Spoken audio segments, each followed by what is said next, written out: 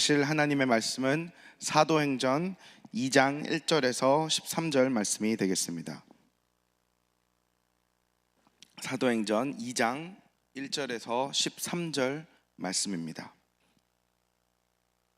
함께 교독하시고 마지막 절은 다 같이 읽도록 하겠습니다.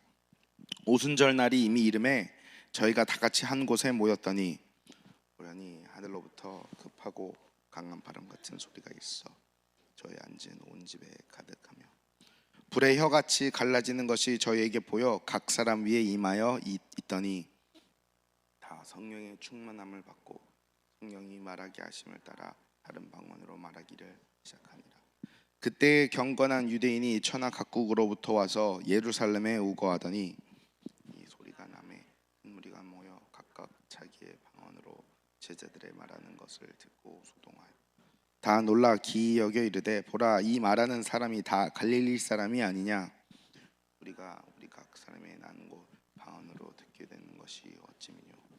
우리는 바데인과 메데인과 엘리민과 또 메소보다미아, 유대와 가바도기아, 본도와 아시아, 부르기아와 밤빌리아, 애국과 및 구레네에 가까운 리비아, 여러 지방에 사는 사람들과 로마로부터 온 나그네 곧 유대인과 유대교에 들어오는 사람들, 그레데인과 아라비아인들이라 우리가 다 우리의 각 방언으로 하나님의 큰 일을 말함을 듣는도다 하고 다 놀라며 의혹하여 서로 가로되. 다 같이 읽겠습니다. 또 어떤 이들은 조롱하여 가로되 저희가 새 술이 취하였다 하더라. 아멘. 사도행전 1장에서 이제 예수님께서 약속하신 그 성령이 오늘 본문 말씀에 임하였습니다. 성령께서 능력으로 임하시고 모두가 성령의 충만함을 받게 되자 이제 방언을 하고 하나님의 큰 일에 대하여 다들 증거하기 시작했습니다. 사도행전 1장과 2장을 통해서 우리는 사역하기 전에 꼭 성령 세례와 성령 충만함을 받고 사역을 해야 한다고 이제 배우게 됩니다. 왜냐하면 사역은 우리의 힘으로 하는 것이 아니기 때문입니다. 더 나아가서 성령 충만함을 받고 성령의 능력과 은사로 사역해야 한다고 하는 사람들도 있습니다. 맞는 말이지만 성령의 능력과 은사에 너무 또 치중하는 사람들이 있습니다. 저는 성령의 능력과 은사를 전적으로 동의하고 인정합니다.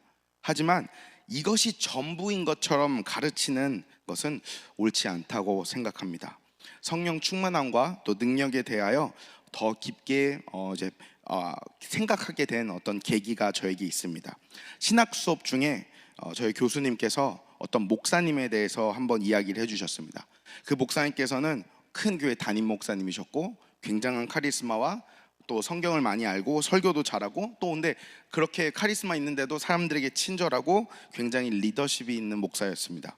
하지만 목회를 한 15년째 정도 했을 때 갑자기 불륜을 저지르게 되고 그리고 사임을 하게 되는 안타까운 소식을 듣게 됩니다.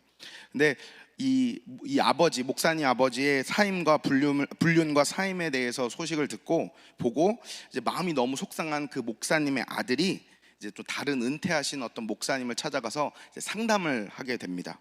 그 목사님 아들이 상담하면서 그 은퇴하신 목사님께 이렇게 물어봤습니다. 아니, 어떻게 우리 아버지처럼 설교도 잘하고 사람들에게도 친절하고 성경도 많이 알고 기도도 많이 하시는 분이 어떻게 이런 죄에 넘어질 수 있습니까? 근데 그랬더니 그 은퇴하신 목사님께서 조심스럽게 그 아들에게 이렇게 대답했다고 합니다. 우리는 보통 성령의 능력과 은사에 더 집중하고 나타나는 것에 동경하지만 진짜 우리가 바라고 집중해야 할 것은 성령의 열매이다.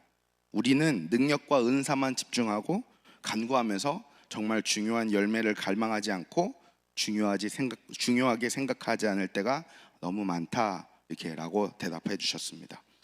저는 교수님의 이야기를 듣고 굉장히 신선한 깨달음을 얻게 되었습니다. 너무 맞는 말 아닌가요? 아무리 은사가 넘치고 능력을 행한다 하여도 성령의 열매가 맺어지지 않는다면 그 능력과 은사가 다 무슨 소용이 있겠습니까? 방언으로 아무리 3시간씩 기도하고 해도 만약 그 사람이 사람들 뒤에서 험담하거나 예언을 한다고 하면서 또 감정적으로 너무 쉽게 남에게 상처를 준다거나 치유의 은사가 있어서 몸의 병은 치료하면서 남의 마음을 쉽게 아프게 하고 귀신을 내쫓는다고 하면서 정작 주위 사람들에게는 악영향을 주는 귀신 같은 존재로 살아간다면 이 모든 능력과 은사들이 대체 다 무슨 소용이 있겠습니까? 많은 믿음의 사람들이 성령 충만함을 통해 능력과 은사를 받기를 원하지만 정작 중요한 것을 놓치고 있습니다. 은사와 능력을 받아 사람들에게 인정받고 또 머리가 되고 유명해지고 섬김 받으려고 합니다. 다들 예언자가 되고 싶어하고 선지자가 되고 싶어하고 리더가 되고 싶어하지만 다들 그런 사람들 중에 정작 예수님처럼 되려고 하는 사람은 많이 없습니다. 제자의 발을 씻겨주신 예수님을 따라 섬기는 자의 삶을 살아가려고 하지는 않습니다. 성령의 열매는 관심도 없이 살아가고 예수님의 인격과 사랑을 담는 것에는 전혀 관심 없이 살아갈 때가 너무 많은 것 같습니다. 사도행전은 성령님을 통해 계속해서 이어지는 예수님의 복음 사역에 대한 기록들입니다. 예수님께서 사도들에게 성령을 기다리라고 한 이유는 예수님의 사역을 하나님의 임재하심과 성령님의 능력으로 해야 하기 때문입니다. 하지만 많은 사람들이 성령님의 능력과 은사를 예수님의 사역이 아닌 자기의 사역, 자기의 유명세를 위해 남용할 때가 너무 많습니다. 정말 많은 목사님들이 큰 교회를 세우고 멋진 설교를 하고 많은 일들을 했지만 죄에 빠져 교만해지고 무너지는 모습들을 저희들은 많이 보지 않았나요? 그로 인해 정말 많은 성도들이 실망하고 속상해하는 것도 우리 많이 봤을 것입니다. 그래서 우리는 교회 리더들을 볼 때 그들의 능력, 그들의 은사, 카리스마 이런 거에 집중하는 것이 아니라 그들이 정말 성령 안에서 열매 맺고 있는지 이것을 확인해야 합니다. 마태복음 7장 보면은 예수님께서 거짓 교사와 거짓 선지자들을 이렇게 분별하는 방법을 알려주신데 이렇게 시작하십니다. 16절, 그의 열매로 그들을 알지니 가시나무에서 포도를 또는 엉겅퀴에서 무화과를 따겠느냐, 이와 같이 좋은 나무마다 아름다운 열매를 맺고 못된 나무가 나쁜 열매를 맺나니 좋은 나무가 나쁜 열매를 맺을 수 없고 못된 나무가 아름다운 열매를 맺을 수 없느니라. 아름다운 열매를 맺지 않은 나무마다 찍혀 불에 던지우니라. 이러므로 그의 열매로 그들을 알리라. 이렇게 말하고 계십니다. 근데 더 무서운 얘기는 그 이후에 나옵니다. 21절, 나더러 주여 주여 하는 자마다 천국에 들어갈 것이 아니요 다만 하늘에 계신 내 아버지의 뜻대로 행하는 자라야 들어가리라. 그 날에 많은 사람들이 나더러 이르되 주여 주여 우리가 주의 이름으로 선지자 노릇하며 주의 이름으로 귀신을 쫓아내며 주의 이름으로 많은 권능을 행치 아니하였나이까 하리니 그때 내가 저에게 밝히 말하되 내가 너희를 도무지 알지 못하니 불법을 행하는 자들아 내게서 떠나가라 하리라. 목사나 사역자의 설교, 리더십, 능력, 카리스마가 중요하지 않다는 것이 아닙니다. 하지만 능력이나 리더십이나 설교 잘하는 것만 보지 말고 말씀을 깨달아 순종하며 열매 맺는 한 명의 그리스도인인지 그리고 한 명의 그리스도의 제자이고 성도인지를 우리가 한번 확인하고 점검해야 한다는 것입니다. 그런 목사, 그런 사역자들을 우리가 확인해야 한다는 것입니다. 하지만 더 나아가서 이 진리는 목회자나 사역자에게만 적용되는 것이 아닙니다.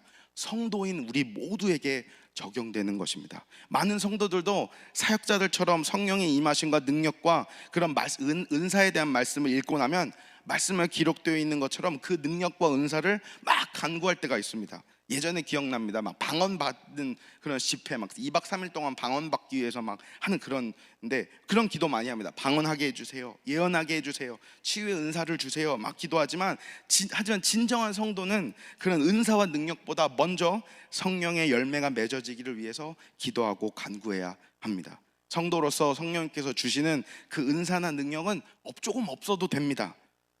은사는 하나님께서 안 주실 수도 있기 때문입니다. 그리고 우리 모두가 다 방언할 필요도 없고 다 예언할 필요도 없고 다 치유할 필요도 없습니다. 하지만 내가 성령님 안에서 예수님의 모습을 닮아가고 있는지 이것은 항상 확인하고 점검해야 합니다. 왜냐하면 성령의 열매는 성도가 예수님 안에서 성령님과 동행한다면 무조건적으로 맺어지게 될 것이기 때문입니다. 그래서 어떤 은사나 능력이 없는 것에 낙심하지 마시고 내가 예수님 오늘 더 닮아가는지, 내가 예수님 오늘 더 사랑하는지 이것에 더 생각을 많이 하시기 바랍니다. 너무나도 많은 사람들이 교회 오래 다니고 구원받았다고 하면서 전혀 예수님의 모습을 닮지 않은 사람들이 있습니다. 우리는 그저 밖으로 나타나는 것에 관심을 두고 있지만 얼마나 많이 기도하는지, 뭐 얼마나 성경 지식이 많은지, 찬양을 얼마나 많은지, 헌금을 많이 하는지. 근데 이것보다 예수님과 관계 속에서 예수님을 닮아가고 있는지, 말씀을 이해하고 깨달아서 정말 순종하고 있는지, 예수님처럼 섬기고 희생하고 있는지, 축복과 사랑과 용서가 내 삶에서 계속 나타나고 있는지, 예수 그리스도의 사역이 나를 통해서, 내 삶을 통해서 나타나고 있는지, 이런 것들에 우린 성도로서 더 관심을 가져야 한다고 믿습니다. 사랑하는 성도님 여러분, 우리 교회가 성령 충만한 그런 교회가 되기를 원합니다. 성령님의 능력 있고 은사 중심적인 사역들이 많이 나타나기를 원합니다. 하지만 그보다 더 나아가서 성령의 열매가 맺어지는 그런 교회, 그런 우리가 되기를 정말 간절히 소망합니다. 그 맺어지는 성령의 열매로 인해 진정으로 거룩하고 사랑이 넘치는 교회, 그리고 성도로서 소문나서 증인의 삶을 아름답게 살아갈 수 있기를 간절히 소망합니다. 기도하겠습니다. 하나님께서 예수님을 보내주시고, 그리고 저희에게 또 구원의 길을 열어주신 후에 성령님을 보내주심에 너무 감사합니다. 하나님, 우리가 성령님의 사역과 능력과 임재하심을 오해하지 않게 하여 주시고, 그저 나타나는 것, 보여지는 것에만 집중하는 것이 아니라 정말 우리가 성령님을 통해서 우리 교회가, 그리고 우리 스스로가 그 열매를 맺어지고 살아가는 진정한 하나님의 백성이 될 수 있도록 도와주시옵소서. 하나님, 우리가 오늘도 성령님을 통해 예수님을 닮아가고, 그리고 예수님을 사랑하는 그런 교회가 되게 도와주시고, 그런 성도가 될 수 있도록 하나님 오늘 우리와 함께하여 주시옵소서. 예수님의 이름으로 기도하였습니다. 아멘. 하늘에 계신 우리 아버지여, 이름이 거룩히 여김을 받으시오며 나라의 마옵시며 뜻이 하나님에서 이루어진 것 같이 땅에서도 이루어지다. 오늘날 우리에게 일용할 양식을 주옵시고, 우리가 우리에게 죄진 자를 사하여 준 것 같이 우리 죄를 사하여 주옵시며 우리를 시험에 들게 하지 마옵시고 다만 악에서 구하옵소서. 나라와 권세와 영광이 아버지께 영원히 있사옵나이다. 아멘.